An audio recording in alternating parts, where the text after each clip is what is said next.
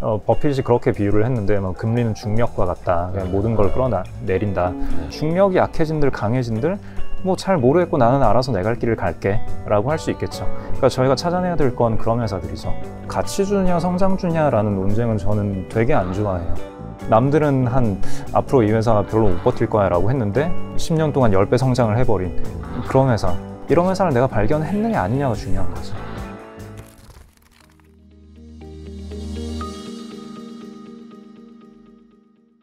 그래서 NFT로 했을 때 이거는 블록체인 기반이니까 이렇게 오너 아이디를 기록을 해놨을 때 이 토큰의 소유자가 어떻게 변해왔는지, 누가 누구에게 팔았는지를 우리가 손쉽게 추적을 할 수 있다.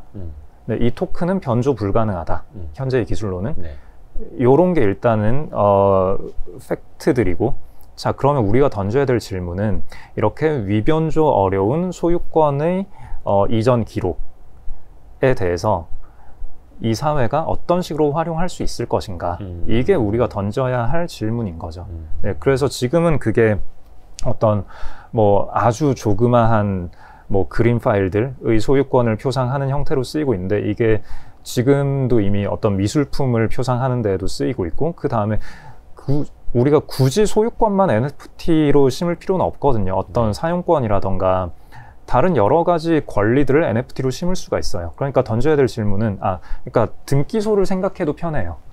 등기소가 지금은 국가 소유로 물리적으로 실체가 있는 어떤 곳에서 거래가 되고 있고, 그래서 사람들이 뭔가 등기를 하나 하려면은 그 서류를 들고 등기소에 가야 되잖아요. 그리고 이 등기소의 신뢰는 국가가 보증을 해주는 거고. 근데 이것도 뭐 누군가는 해킹을 할 수도 있고 위변조가 될 수도 있잖아요. 그런 리스크가 있지만 그래도 국가가 보장해주겠지. 뭐 이런 믿음으로 이 등기소를 이용을 하고 있는 거고, 그런 시스템이 하나 새로 생긴 거예요. 근데 이게 그러니까 이 등기소 시스템의 신뢰성을 나라가 보증을 해주는 게 아니라 블록체인이라는 기술이 보증을 해주는 거고, 그럼 거기에서 이 기술을 활용해서 우리가 무엇을 할 수 있을 것인가, 그게 우리가 던져야 될 질문이죠.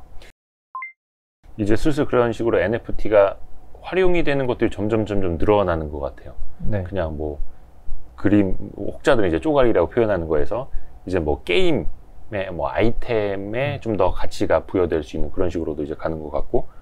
게임을 많이 좋아하세요? 게임을 뭐 좋아는 하죠. 많이는 못 하는데. 그죠. 뭐 시간상으로는. 게임주도 굉장히 좀 좋게 보시는 것들이 있을 거고. 좋게 봤었죠. 현재도 좋게 보는 주식들이 있고. 네.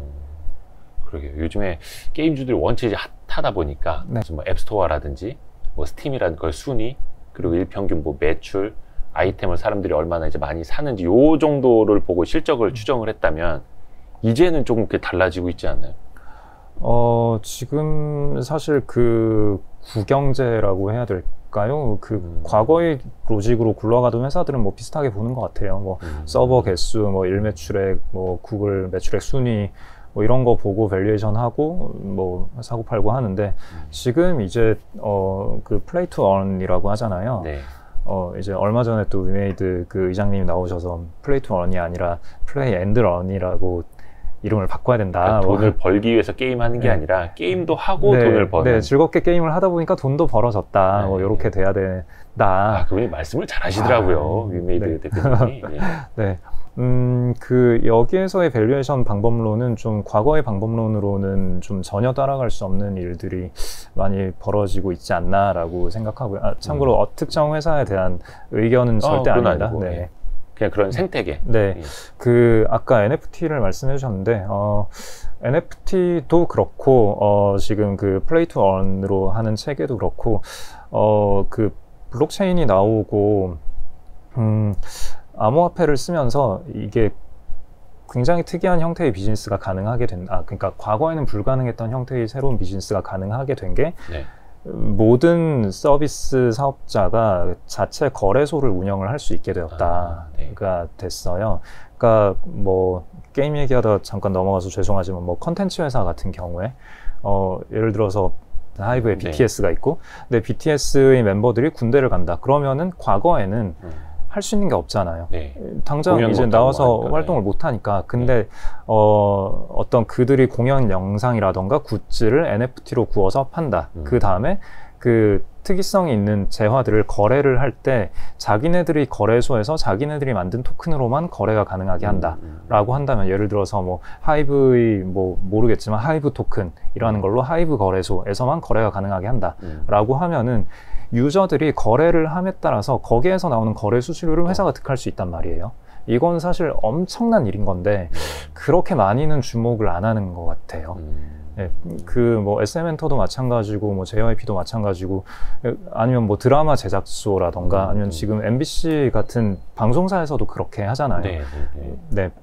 그러니까 이게 컨텐츠 메이커들이 과거에는 컨텐츠를 만들어서 한번 팔고 끝났어야 하는데 이제는 한번 팔고 그거를 유저들 사이에서 돌릴 때마다 추가 수익 창출이 가능한데, 향후에는 그 추가 수익 창출이 내가 올 한 해 새로운 컨텐츠를 만들어서 파는 것보다 과거 20년 동안 만들어서 팔았던 컨텐츠가 회전될 때 거기서 얻는 거래 수수료가 올 한 해 컨텐츠 만들어서 파는 것보다 더 커질 수도 있어요. 어쩌면. 그러니까 과거에는 그 콘텐츠를 만들어서 그 콘텐츠 IP, 지적재산권을 소유했던 기업들이 이제 하나의 플랫폼이 돼버리는, 그러면서 이 기업의 밸류에이션도 같이 이제 올라갈 수 있는. 네. 저는 일단 명확하게 하자면 뭐 거래소라는 거를 굴릴 수 있다. 그리고 거래소를 통해서 그 기업이 컨텐츠를 만들어서 팔 때 원샷 수익 창출이 아니라 추가적인 무한정의 기간 동안 수익 창출이 가능하다.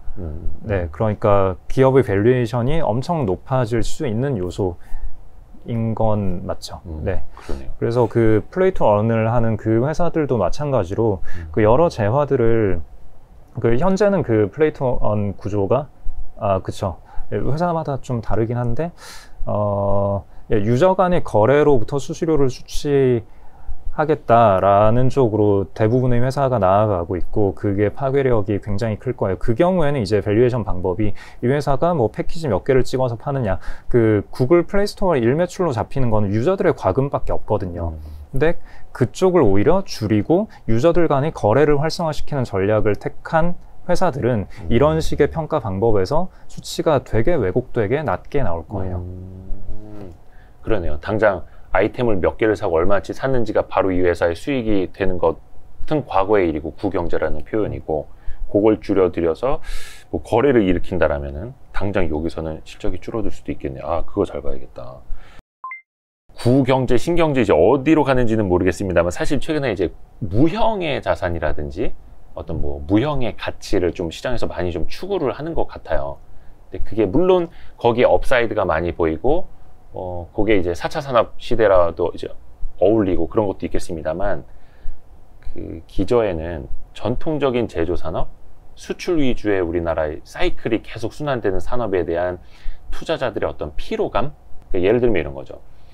전통적인 제조업 같은 경우는 계속 이제 선진국 경기 봐야 되고, 중국의 GDP 봐야 되고, 이런 거에다 이제 너무 이제 많이 휘둘리다 보니까 아예 우리가 투자를 조금 더 머리 아프지 않게 할 수 있는 무형 자산으로 가야 되는 것 아니냐, 이런 이야기들 좀 하시는 분들이 있거든요.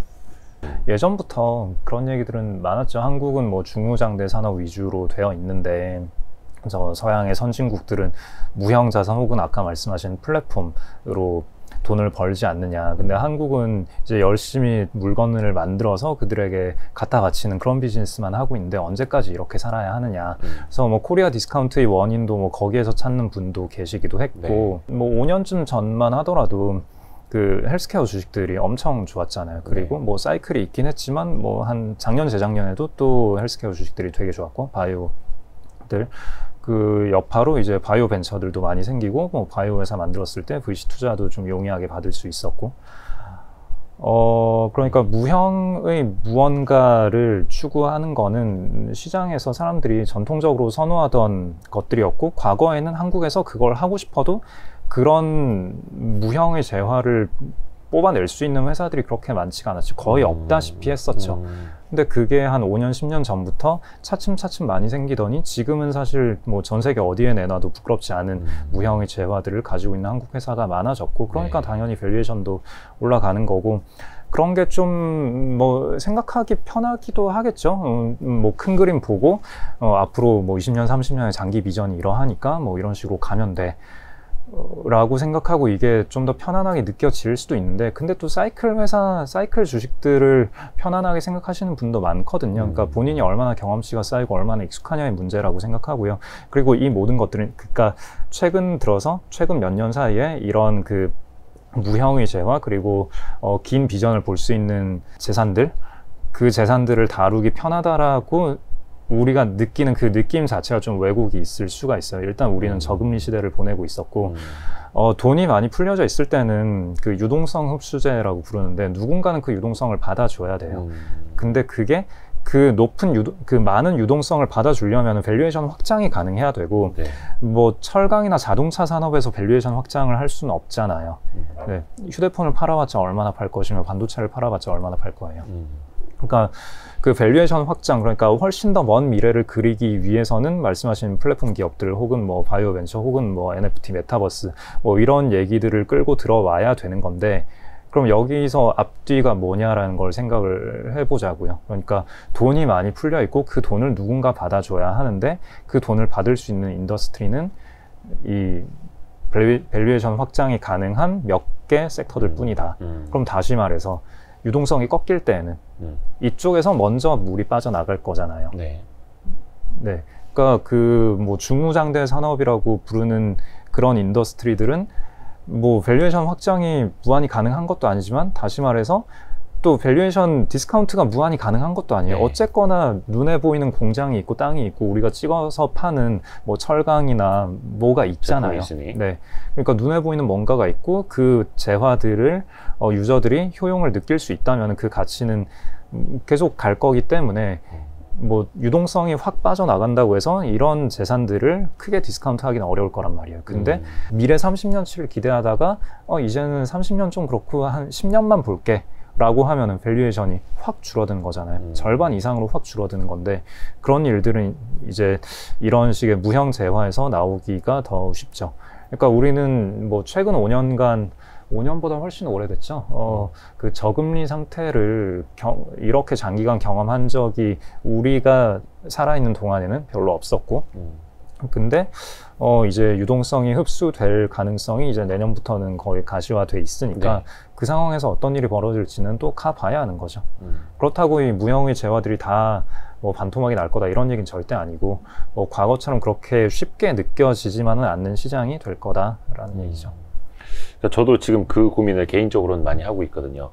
그러니까 저금리 시절에 이제 성장주에 상당히 도움이 된다라는 건 이제 우리가 많이 알고 있고 작년에도 경험을 했는데, 반대로 저금리 상황이 끝나서 이제 금리가 올라가는 지점이 되면 지금의 저런 핫한 성장주들이 과연 어떤 모습을 보일까 궁금합니다. 저도. 네, 그게 또 그럴 수도 있어요. 그 금리가 올라간다라는 거는 또 경제가 그만큼 튼튼하다라는 거고, 웬만한 경우에 매크로 탑다운 투자보다는 바텀업 투자가 훨씬 더 맘 편하고 이길 가능성이 높은 투자다라고 생각을 하고요. 네. 결국은 이게 꺾이더라도, 그러니까 버핏이 그렇게 비유를 했는데, 뭐 금리는 중력과 같다. 모든 걸 끌어내린다. 네. 근데 이걸 끌어내렸을 때, 그러니까 체력이 약한 아이들은 중력이 약한 상태에서 뭐 10cm밖에 점프를 못하던 아이들이 1m 점프를 하면 10배 점프를 할 수 있는 거잖아요. 네, 네, 네. 그렇게 체력이 약한 아이들은 이 약해진 중력의 수혜를 많이 봤을 거고, 근데 체력이 강인한 아이들은 원래 1m 뛸 수 있던 거를 뭐 중력이 약해져서 2m를 뛰었다. 근데 이 회사는 체력이 튼튼하고 계속 더욱더 강해질 거라서 중력이 강하더라도 10년 후에는 10m, 100m를 뛸 수 있는 기초 체력을 가진 회사다라고 하면은, 뭐 중력이 약해진들 강해진들 뭐 잘 모르겠고 나는 알아서 내 갈 길을 갈게 라고 할 수 있겠죠. 그러니까 저희가 찾아내야 될 건 그런 회사들이죠.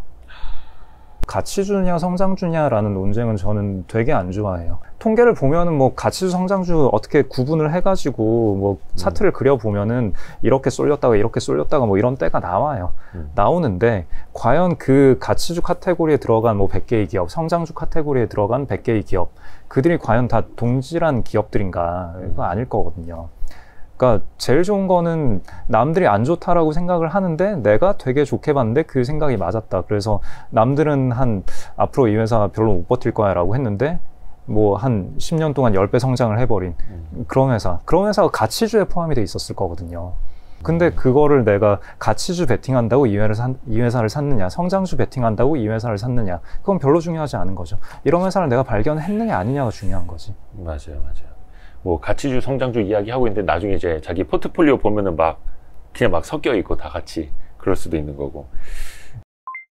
예전에 어디 인터뷰 때였나요? 가치 투자와 가치주 투자는 다른 거다라는 표현을 해주신 적이 있던데.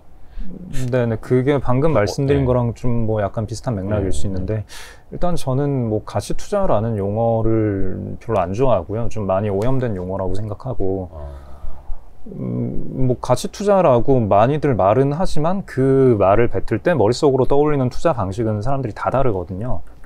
그럼 뭐 저한테 예를 들어서 뭐 가치 투자를 하십니까? 라고 하면은 뭐 별로 그렇진 않은데요? 라고 대답을 하는데, 그러면 가치 투자 안 하십니까? 라고 하면은 그래도 안 하는 건 아니죠. 뭐 그렇게 된단 말이에요.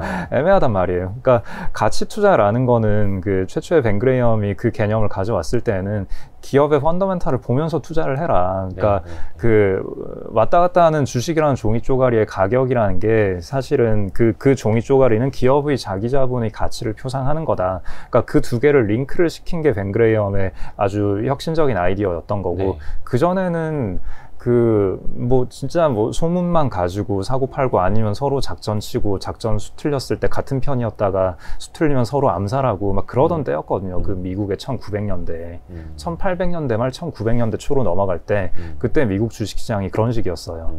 그 판에서 벤 그레이엄이 그런 식으로 서로 간의 싸움으로만 보지 말고 기업이라는 실체를 봐라. 그게 벤 그레이엄이 했던 얘기고, 거기서 따온 게 가치 투자인 거죠. 근데 지금은 사실 이건 너무 당연한 얘기잖아요.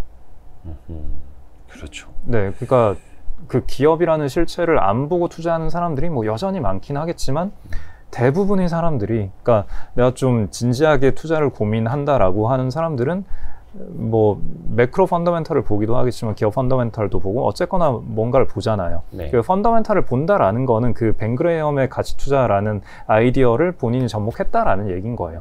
근데 그렇다고 해서 현 세대의 투자자들이 이 모든 투자자를 다 가치 투자자라고 부르느냐? 또 그건 아니잖아요. 제가 볼 땐 다 가치 투자하는 거거든요. 그러면 여기서 이걸 가르는 기준은 또 뭐가 되느냐라고 했을 때 뭐 저 PER, 저 PBR 이런 얘기 하고 있단 말이에요. 그런 얘기를 하는 이유는 과거에 벤 그레이엄의 포트폴리오를 까봤더니 PER 낮고 뭐 순유동자산 대비 시가총액 비율이 어떻고, 뭐 벤 그레이엄이 이런 식으로 투자했으니까 이게 가치 투자다. 뭐 이렇게 얘기를 하는 건데, 저는 그건 가치 투자의 아주 일부분일 뿐이라고 생각하거든요.